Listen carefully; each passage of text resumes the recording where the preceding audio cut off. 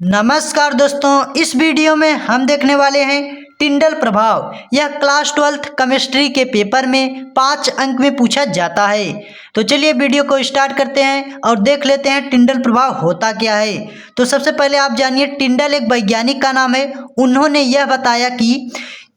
यही बताया कि जिस प्रकार आप लोग देखते होंगे एक अंधेरा कमरा हो और उसमें जब आप लाइट प्रकाश करेंगे, लाइट जलाएंगे, तो उसमें जो धूल के कण हों वे आपको चमकते हुए दिखाई देंगे।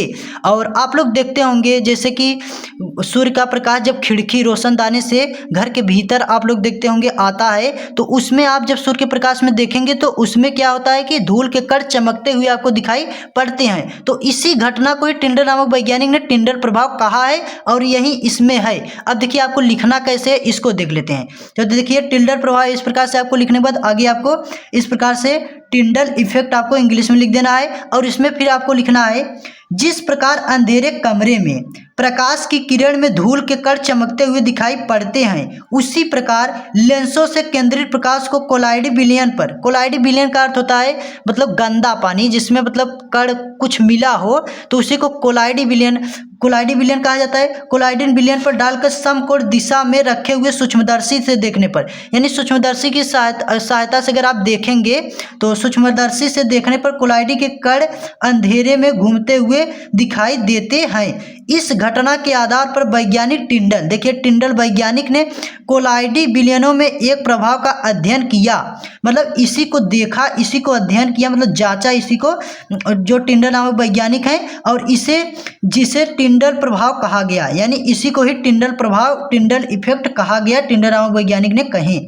अतः कोलाइडी कणों द्वारा प्रकाश के प्रकीर्णन के कारण टिंडल प्रभाव होता है।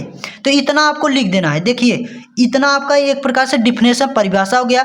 अगर आप इतना आपसे पूछा जा रहा है कि टिंडल का परिभाषा लिखिए, टिंडल प्रभाव का परिभाषा लिखिए, तो यहाँ से आपको कितने अंक मिलेंगे? 2 अंक मिलेंगे। अगर आपसे टिंडल प्रभाव और उसके उदाहरण पूछा जाता है तो आपको 3 अंक मिलेंगे।